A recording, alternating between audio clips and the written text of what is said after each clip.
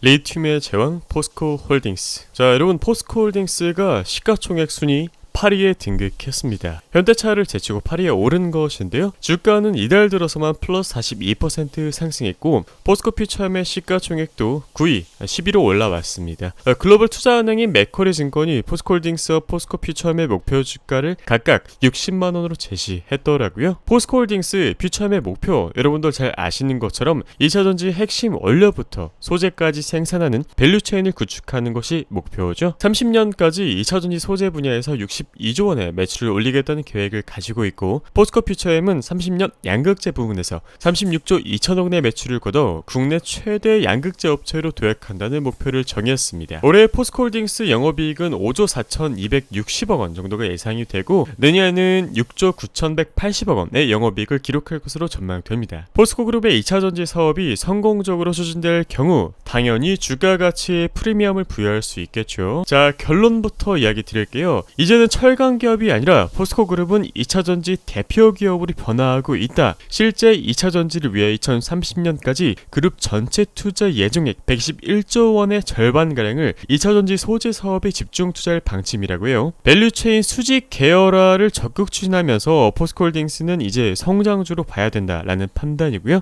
2차전지 원료부터 장악한 염호 리튬 광산, 그래서 포스코홀딩스 지속 관심 및 관찰이 필요하다라는 이야기입니다. 포스코홀딩스는 무엇보다 배터리 소재의 진심이죠. 자, 포스코홀딩스의 메인 화면은 철강이 아니라 아르헨티나의 염호 광산 호수가 배경화면인데요. 홈페이지의 메인 화면은 기업의 정체성과도 같은데 아주 이례적인 일이라고 할 수 있겠습니다. 즉, 포스코는 제철 보국을 넘어서 배터리 보국에 나서겠다고 이야기를 하는 겁니다. 바로 홈페이지를 통해서 말이죠. 포스코홀딩스의 과거와 현재, 아시는 것처럼 포스코는 1999년 광양제철소의 5번째 고로를 완공한 뒤에 국내에서는 더 이상 용광로를 늘리지 않고 있습니다. 사실상 유지만 하고 큰 투자는 잘 안 하고 있다라는 거죠. 그래서 철강을 대체할 무언가를 계속 찾아냈고, 그것이 바로 배터리 소재라는 겁니다. 포스코는 여러분들도 아시는 것처럼 양극재 시장을 공략하고 있고, 양극재는 리튬이온 배터리의 핵심 원료죠. 거기다가 소재 중에 가장 비싼 가격을 차지하고 있습니다. 1980년대 이후에 한국을 40년 동안 살린 것은 선박, 자동차, 건설, 기계, 전자,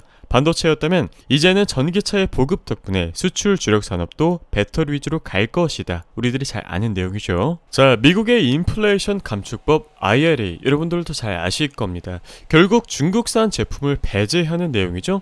배터리는 현재 한, 중, 일 3개국이 과점하고 있는 시장입니다. 미국 시장에서 중국이 빠지면 한국, 일본 남고, 일본은 사실 파나소닉이 전부인데 파나소닉은 테슬라에 의존하고 있죠. 그러니까 GM, 포드 같은 미국 회사와 폭스바겐, BMW와 같은 독일 회사들은 한국 회사밖에 대안이 없다는 얘기입니다. 물 들어올 때 노젓는 포스코는 여기서 그치지 않고 양극재에 들어가는 핵심 재료 리튬까지 생산하려고 하는데요. 아까 얘기 드렸던 아르헨티나 염호가 바로 이 리튬을 뽑아낼 수 있는 광산입니다. 20년 리튬 추정치 매장량은 1350만 톤, 전기차 약 3억 대에 들어갈 수 있는 엄청난 양이라고 하는데요. 양만 보자면 말이죠.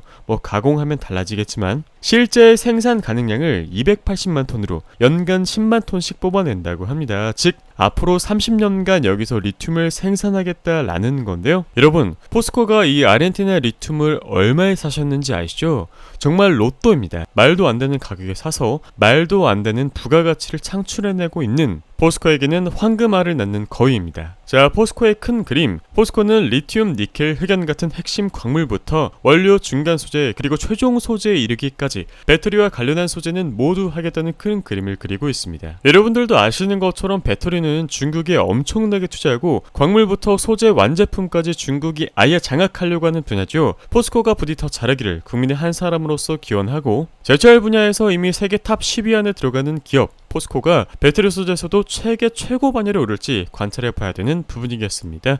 자, 포스코는 진짜 리튬 기업입니다, 여러분. 왜냐? 염수와 광석 폐배터리에서 리튬을 추출해 자체적으로 양산 가능한 체계를 부여하고 있고, 아르헨티나 리튬 염호 덕분에 기업의 체급이 높아지고 있습니다. 그리고 국내 수산화 리튬으로 전하는 공장을 설립할 계획인데 25년 8월 준공 예정입니다. 25년에는 광석형, 26년에는 염호형에서 본격적인 매출이 발생이 시작될 것으로 예상되는데요.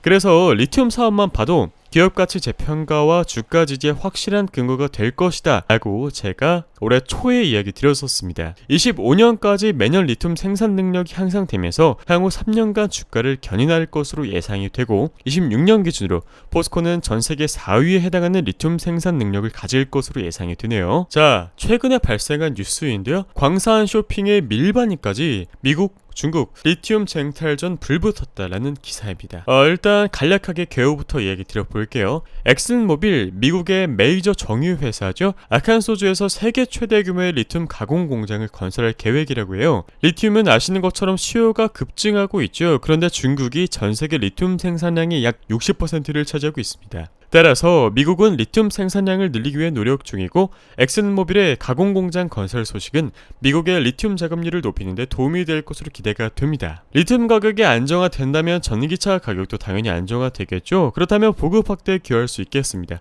그런데 중국 역시 리튬 생산량을 더 늘리기 위해 노력 중입니다. 심지어 아프가니스탄과 협력을 강화하고 있다고 해요.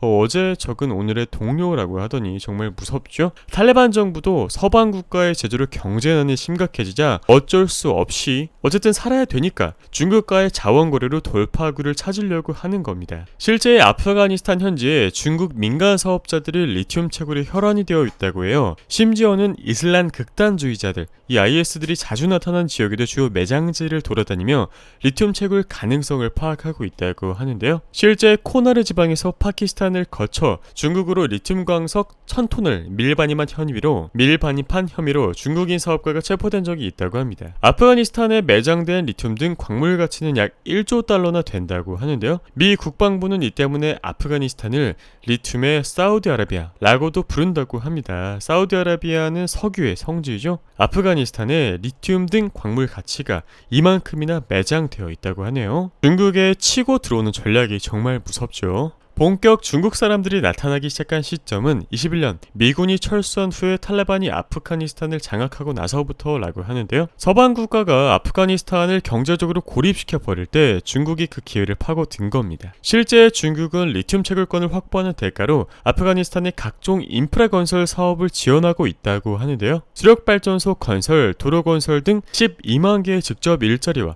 100만 개의 간접 일자리를 창출한다고 해요. 중국 아프가니스탄 협력은 미국, 중국 리튬 패권 경쟁으로 이어질 가능성이 정말 매우 높다고 생각이 듭니다. 그런데 이 핵심 원인인 리튬, 2차 전지 원료부터 장악한 포스코홀딩스 전망에 대해서 우리들이 지속 관심 및 관찰이 필요하겠죠? 포스코는 이런 전쟁을 할 필요가 없으니까요.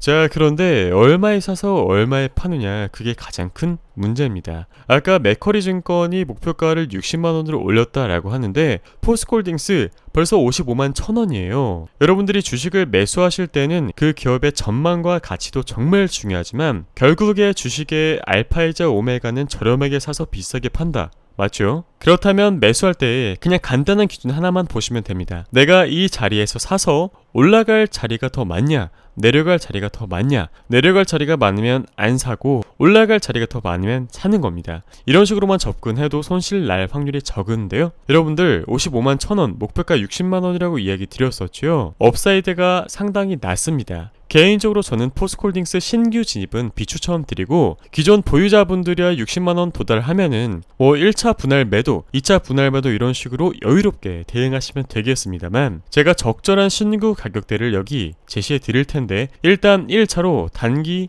지지선 44만 7천원, 2차 아주 주요한 지지선 41만 5천원부터 여기까지 올 확률은 상당히 낮지만 만약에 온다면 최고의 매수 기회죠. 35만 9천원 이렇게 3차까지 고려해볼 수 있겠습니다. 자, 그래서 오늘의 기술적 분석의 결론은요. 신규 진입자분들은 지지선에서 조금씩 나누어 매수하세요. 과열 구간에 매수하면 비싼 값을 치를 준비를 하고 사야 됩니다. 무엇보다 평정심을 유지하는 마음을 기르시고 천천히 건전한 투자를 이어나시기를 바라겠습니다. 오늘 여러분들과 함께한 공부 도움이 되셨다면 구독, 좋아요, 알람 설정 부탁드릴게요. 감사합니다.